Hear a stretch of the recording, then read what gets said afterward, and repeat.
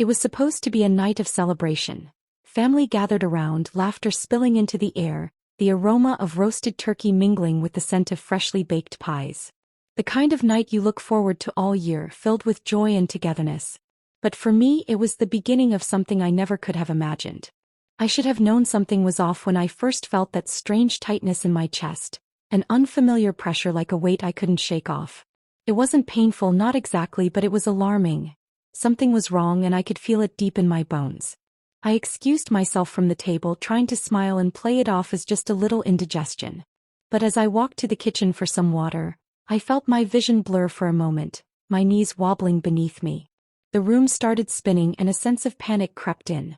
My heart raced, my palms turned clammy. Something wasn't right. I wasn't used to feeling weak, to feeling helpless, especially not around my family.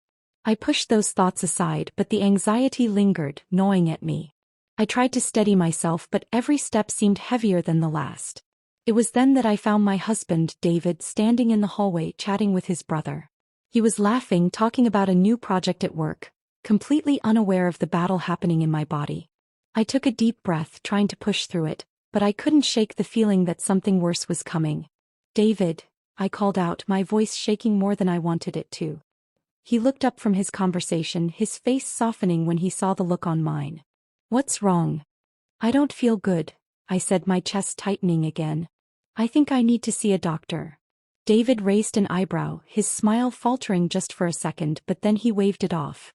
"It's just a little stress, babe. You've been working too hard." He took a step toward me and placed his hand on my shoulder. "Relax. We're at a family gathering. You just need a break. Sit down, have some pie. You'll be fine." I knew him well enough to know that tone. He was dismissing my concerns, brushing them off like they didn't matter. His eyes had that familiar glint. He was trying to calm me down, but I could see it clearly now. He wasn't worried. But I was. I felt a surge of frustration mixed with fear. It wasn't just a stomachache or fatigue. Something deeper was happening inside me. I didn't know if it was my heart, my lungs, or something else entirely. I couldn't breathe properly. The room felt suffocating. I gripped the edge of the counter, feeling my vision narrow. My hands were trembling now, cold and clammy. "David, I don't think it's just stress. This feels serious. I think I need to go to the hospital." He blinked at me, then shook his head almost like he was irritated. "We don't need to overreact, okay? It's just a little discomfort. Look, we've got a whole evening planned. This family reunion is important to me. We can go to the ER tomorrow if you're still feeling off, but right now, let's just focus on the evening." He wasn't listening. The panic was building inside me, rising like a tidal wave. "David, please, I need help." I reached for his arm, my grip weak and desperate. "My vision is getting worse now." I could barely hear his voice, his words sounding muffled and distant. But instead of calling an ambulance, instead of offering me comfort, David took a step back and sighed. "You're being dramatic," he said, shaking his head. "You're fine. It's just a little anxiety. Have some water. We're celebrating.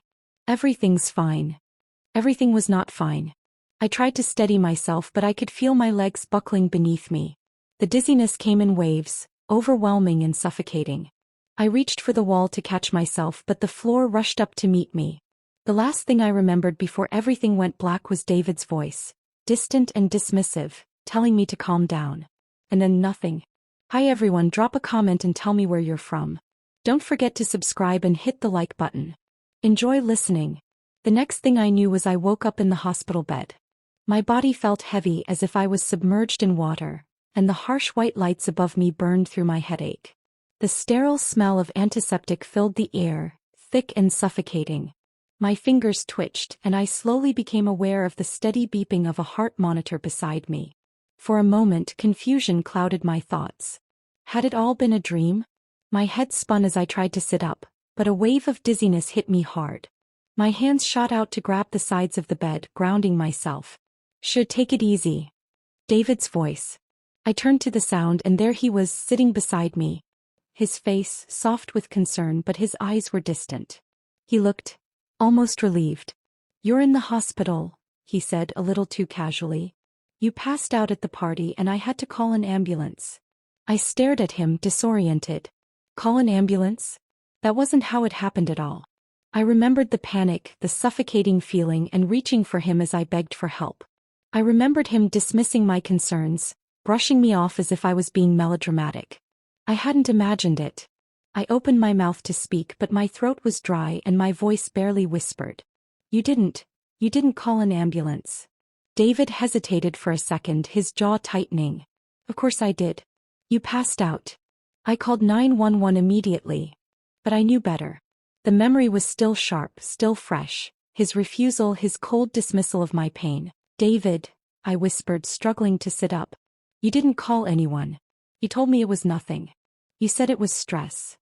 He averted his gaze, shifting uneasily in his chair.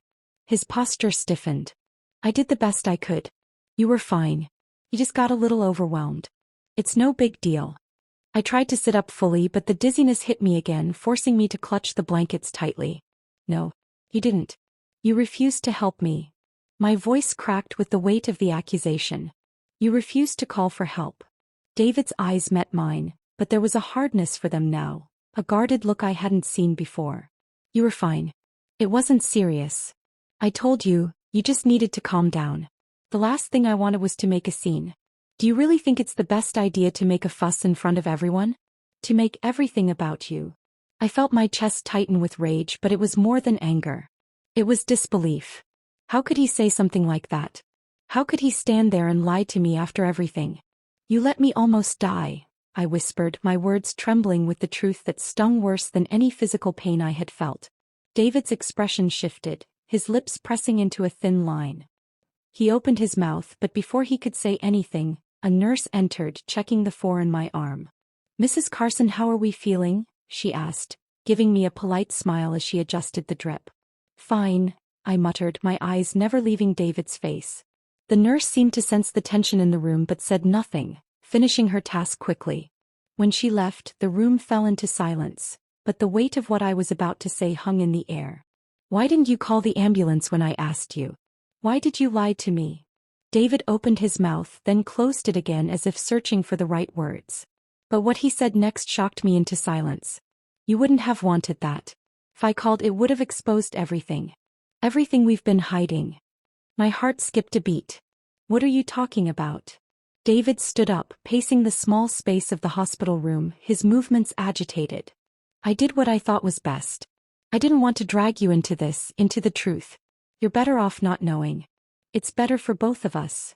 A sinking feeling began to spread through me. What was he hiding? Why was he so afraid to let the truth come out?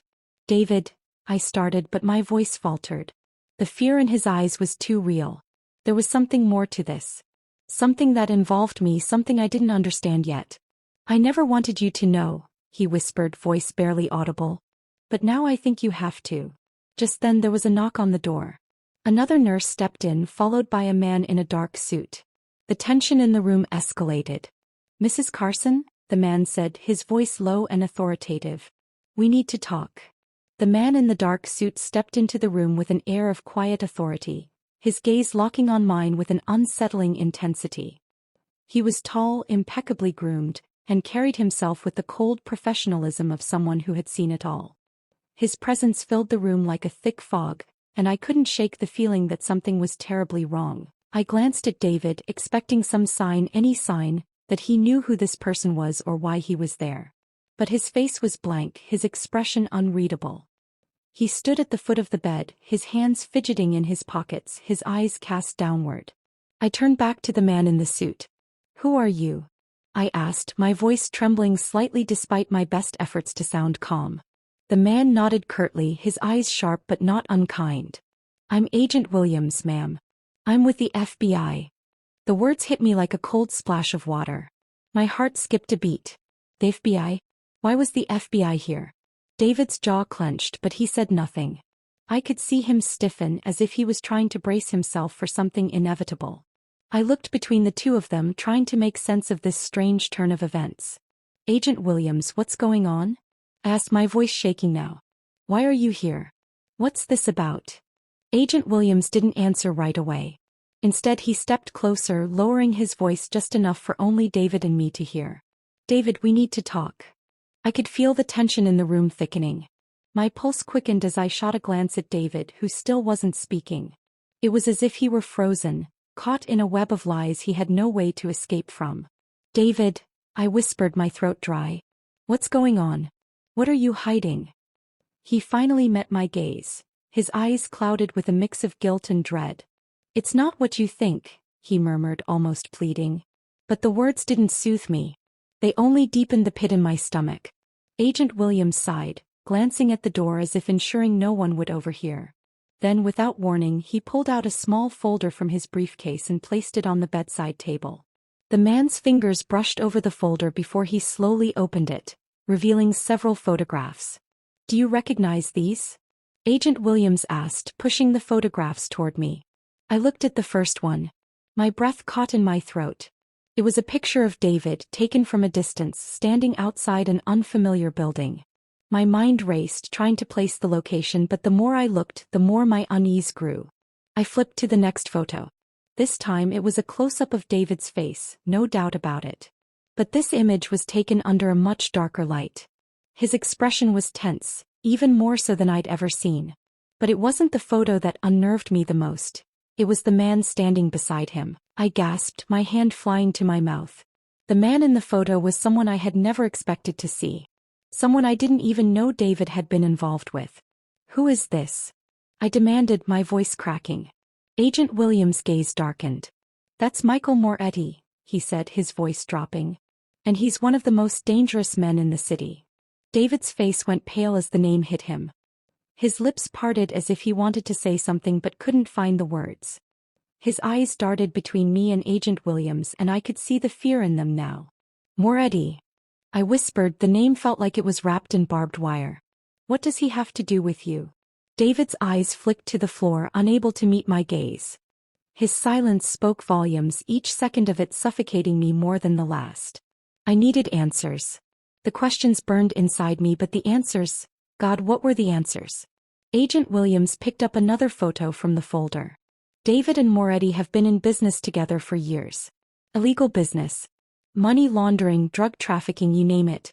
And David's been keeping secrets. Secrets that go far deeper than you could imagine."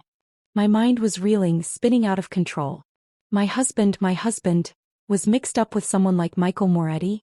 The man was a criminal, a name I'd heard whispered about in hushed tones. He had ties to everything I feared, and David had been involved. But there was more. "What does this have to do with me?" I asked, my voice barely whispered. Agent Williams' expression grew even darker. "It's all connected, ma'am. Moretti was planning something big, and your husband was at the center of it. And when you started asking questions, when you got too close, things started to unravel." The room felt suddenly colder. My heartbeat echoed in my ears. "What do you mean, unravel? What's going to happen?" Agent Williams met my gaze, and for the first time, I saw something close to pity in his eyes. "That's what we're trying to figure out," he said. "And we need your help." The words hung heavily in the air. Help? How could I help when I had no idea how deep this went? When the man I had loved and trusted had been living a double life, tangled in dangerous deals with a criminal mastermind. And then, just as the weight of it all sank in, David spoke. "I never wanted you involved in any of this," he said, his voice low. "But now there's no turning back. It's too late for that." I felt the world tilt beneath me as I heard the words I never thought I'd hear. And in that moment I realized the full extent of what I was facing. This wasn't just about a sick husband or a family secret. This was about survival. The silence in the room was suffocating, the weight of the truth hanging over us like a storm cloud. I could feel my breath quicken, my chest tightening with every word David had just spoken. Too late. The phrase echoed in my mind like a death knell. What did that mean? Too late for what? Was this about to spiral into something far darker than I could comprehend? I turned to Agent Williams, searching his face for any sign of hope, any way out of this mess. But his expression was grave, his eyes sharp as he glanced between David and me. There was no sympathy in his gaze, no comfort. "It's not just about Moretti," Williams said, his voice low, almost conspiratorial. "It's about you too." He pointed a finger toward me, making my blood run cold. "You've become a liability. A target. A target." I repeated, my voice shaky with disbelief. "What the hell are you talking about?" I'm just a wife who... No, Williams interrupted, stepping closer. You're in the middle of something far more dangerous than you realize. Moretti's not the only one who wants you out of the picture. There are others involved. And they'll stop at nothing to make sure you don't get in their way. The words hit me like a punch to the gut.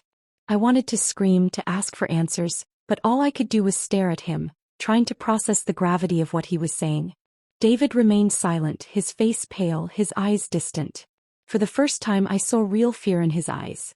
Fear to me. Who else is involved? I whispered, my voice trembling. Who are you talking about? Williams leaned in, his voice barely a whisper now. You're married to a man who's been running with some very dangerous people. And when it comes to them, there's no such thing as loyalty. Everyone's expendable. Even you. I shook my head, my heart racing. This wasn't just about a marriage going wrong. This was about my life being ripped apart by forces beyond my control. My world was shattering and I had no idea how to put the pieces back together. What do you want from me? I asked, the desperation in my voice unmistakable. We need your help, Williams said. We need you to get close to David, to get him to talk. We need to know everything he's involved in. His connections, his movements, his meetings. Everything. David's eyes snapped up at that. No, he said, shaking his head fiercely. You're not dragging her into this. She doesn't know anything. I'm already in it, David, I snapped, my voice raw. I'm already involved. You've dragged me into this mess and now I'm standing here wondering who the hell you really are. You've been lying to me. You've been hiding things. What else haven't you told me? David recoiled, the words cutting deeper than I'd intended, but I didn't care. I was done being afraid, done pretending everything was fine. I don't want you involved, David said quietly, his voice strained. I was trying to protect you. From all of this. Protect me. I repeated bitterly. You're not protecting me. You're destroying everything I thought I knew about you. About us. Agent Williams stepped forward, his gaze sharp. We don't have time for this. The people you're dealing with, David, Moretti, and the others, aren't going to wait for you to figure out what side you're on. They'll act, and they'll act fast. David looked between us, his face etched with conflict. I didn't have a choice. I was trying to get out. But I couldn't. I couldn't protect you both. Protect us from what? I asked, my voice shaking with the weight of everything he'd kept from me. What do you mean? What's going to happen? His eyes darted to Williams, then back to me. He opened his mouth to speak, but before he could get a word out, there was a loud knock at the door. Agent Williams straightened immediately, his entire demeanor shifting. Stay here, he ordered. Don't move. He turned sharply, walking toward the door, but before he reached it, the door swung open with a creak. I froze.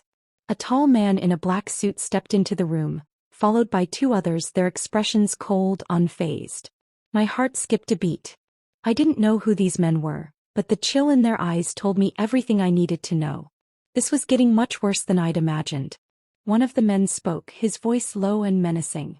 Agent Williams, we need to talk. Now. Williams stiffened. Not now. This isn't the time. But the man in the suit wasn't backing down. He stepped closer, his presence looming over us. You don't have a choice. The tension in the room was palpable, and in that instant I realized that the game was no longer about the FBI. It was about something far bigger than I could ever have imagined. As the man in the suit locked eyes with David, the last shred of hope I had left began to crumble. David, I said, my voice barely above a whisper. What have you gotten us into? The air in the room was thick and it felt like the walls were closing in. I couldn't breathe, couldn't think as the tall man in the suit took another step forward. His presence was suffocating, like he owned the room and everyone in it. I wanted to look at David to find some explanation, but his face was blank. He was frozen, paralyzed by something that neither of us had anticipated. Agent Williams stood rigid, his hand subtly reaching for his side, his fingers brushing the holster beneath his jacket. It was a subtle movement, but it wasn't lost on me. The tension was palpable. The man in the suit smiled, but it wasn't a friendly smile. It was cold, calculated, as if he was savoring the moment. We've been watching you, David. And now it's time to tie up loose ends. My heart dropped. What did that mean? Tie up loose ends? The thought made my skin crawl. Was David in deeper than I ever realized? Was I standing in the middle of something I couldn't escape? Who are you? I finally forced out, my voice shaking with a mixture of fear and anger. What do you want from us? The man didn't immediately answer. He glanced at David, who was still standing there, paralyzed, before turning back to me. Your husband has made some very interesting choices. Choices that affect more than just him. And now he's in too deep. There's no way out. The words hit me like a punch to the gut. What do you mean, no way out?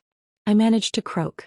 Exactly what I mean, the man replied, his smile widening. David's been a good little soldier, hasn't he? Doing what he was told. But now it's time for the consequences. I looked at David, who was still silent, his eyes flicking to the floor. I was losing him. This wasn't the man I married. This wasn't the person I thought I knew. It was like he was a stranger caught in a game that was out of his control. David, I said, my voice cracking. What's going on? Who are these people? What have you done? David took a deep breath, his eyes meeting mine for the first time since the man entered. He opened his mouth to speak, but no words came out. He looked at the man in the suit, his face full of shame. Finally he spoke, his voice low and hoarse. I didn't want you to know, he muttered. I thought I could protect you from all of this. From what? I demanded, stepping closer to him. What are you talking about, David? What have you done? David's hands clenched into fists at his sides, and I saw the weight of the situation finally hit him. I never wanted you involved, he said, his voice barely above a whisper. But it's too late. You've already been dragged into this mess. I took a step back, my mind reeling. Dragged into this mess? What mess? How far had David gone? What had he gotten me involved in? The man in the suit stepped closer, his voice cold. You don't know, do you? The things David's been involved in. The deals he's made. The promises he's broken. David, I said, my voice rising in desperation. Tell me. Tell me everything. David's face was pale, his eyes filled with guilt. But he still hesitated. It was clear now he was afraid. Not just of the man standing in front of us, but of the truth that was about to come out. You're not safe here, the man in the suit said, his voice sharp. You need to come with us. We need to finish this. No, I said, the word escaping my lips before I even realized what I was doing.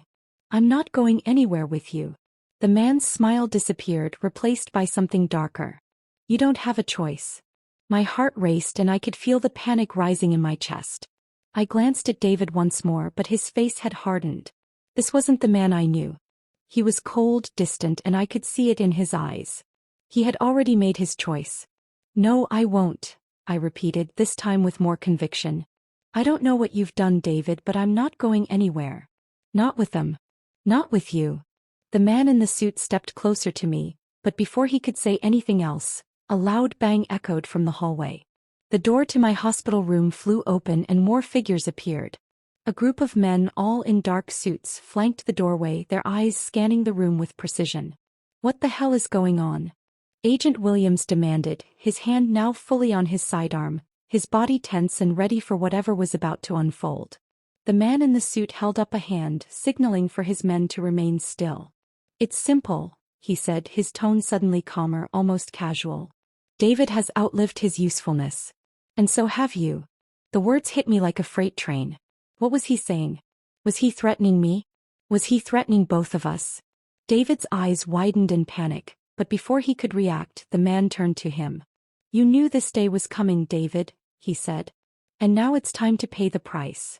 I opened my mouth to protest, but the words caught in my throat. I was trapped, stuck between the man who claimed to be my husband and the strangers who held the key to everything. And then, in a flash, I understood the gravity of the situation. The truth was worse than I could have imagined. David's secret, whatever it was more dangerous than I ever thought. And now I had to decide, could I trust him or was I already too deep in this mess to escape?